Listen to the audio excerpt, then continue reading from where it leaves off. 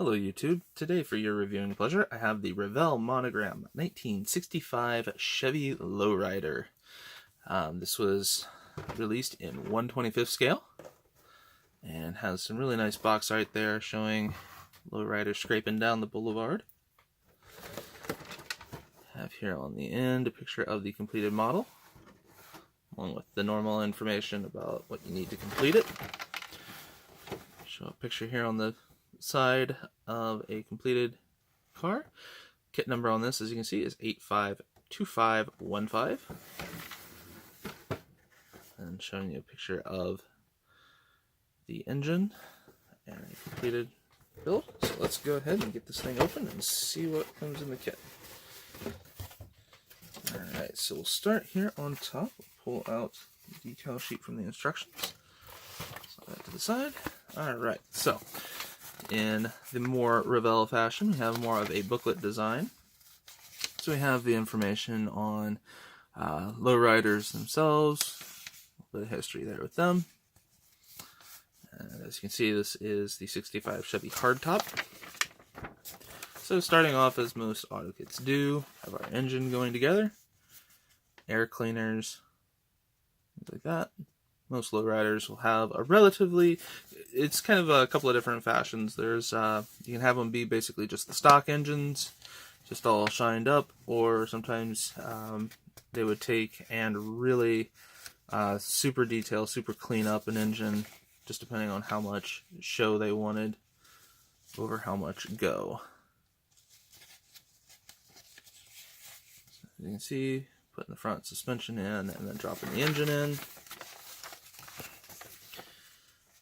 Putting a couple of upper control arms, exhaust on in, putting our rear suspension in, attaching our rear differential half, drive shaft, torsion bar, rear suspension, or rear shock absorbers. Make sure I get that in there so you can see that. And then the wheels.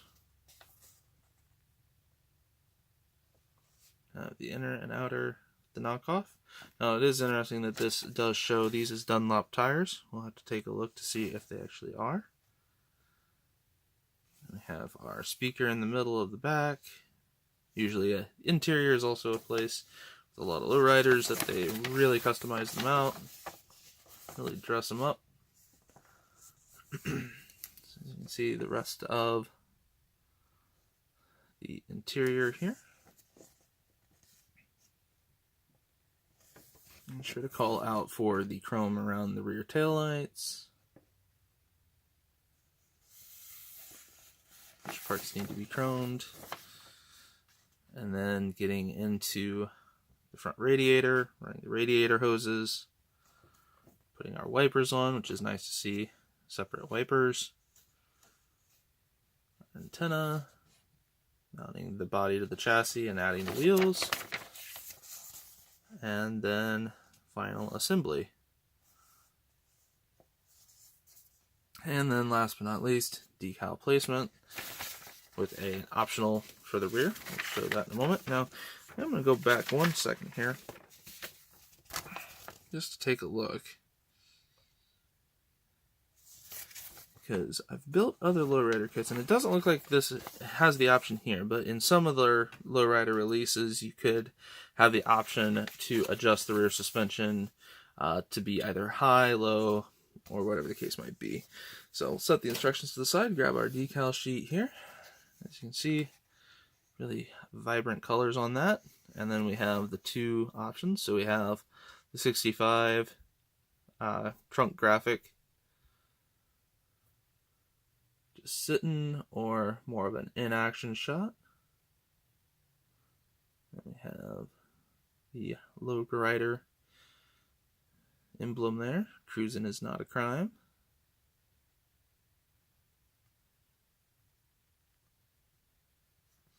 Alright, go ahead and grab out. Now this is pretty much the same as the stock 65 kits.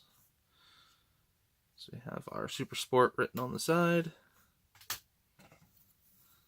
Go ahead and grab out our clear parts here. So we have our clear parts here, the windows, front headlights, like that. Set those to the side here.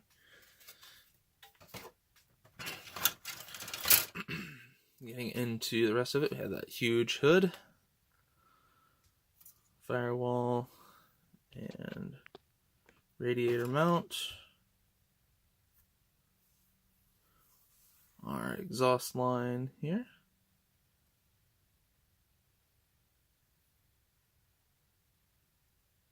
Which looks like mine might have been a short mold on this one.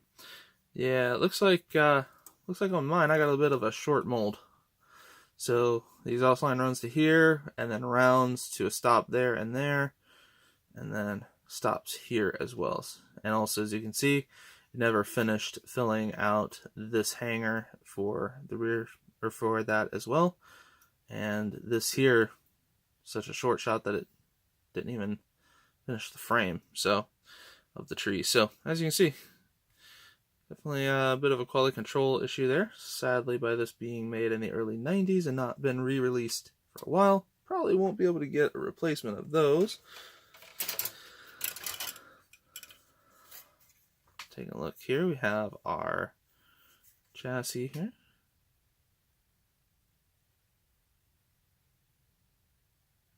And to explain what I'll probably do, seeing that we do have the majority of the front part and it's just tubing that runs the rest of the way out the back. Actually, I'll go ahead and point out a couple more things. So we do have some nice rear suspension there to lock in. Head cylinder covers, drive shaft.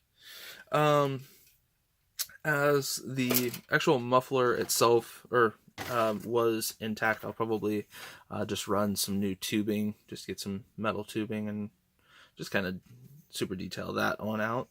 Seeing we were given that lemon, go ahead and try to make some lemonade out of it. So we have the nice interior. Have the engine halves here, which looks like another short shot. Man, this one was full of short shots. So as you can see, we never got the second half of that bell housing. Right there. And in fact, one of our two side panels was short-shotted. So this was definitely a quality control thing. Not to say that all kits are going to be like this, but just note that it is something that does happen. Even one of the two, so actually one of the two hood mounts here, and one of the fan blades is completely gone. I believe, unless that is supposed to be a 5-bladed fan. It looks like there's room for one more to stick out there, so not 100% sure on that. Alright, getting down to the last trees. Hopefully we don't have any more short shots. So as you can see here, we got the inside wheel hubs, rear suspension, front suspension. We have our tires here, which actually are Dunlop skinny tires. And then the last three parts here, we have our tail lights, molded in that clear red. We have the main chrome tree, which has the stock rims, our hubcaps. Have our knockoffs there, which you would not use those knockoffs unless you were building it with the stock rims, because of the fact that you get the gold plated with the gold plated chain link steering wheel as well, which was a thing from the 80s and 90s. Very popular.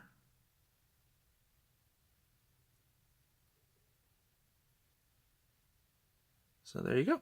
That has been a look at least my kit of the 1965 Chevy Impala Lowrider. Like I said, mine had some short shots. Hopefully yours don't. Have a wonderful rest of your day.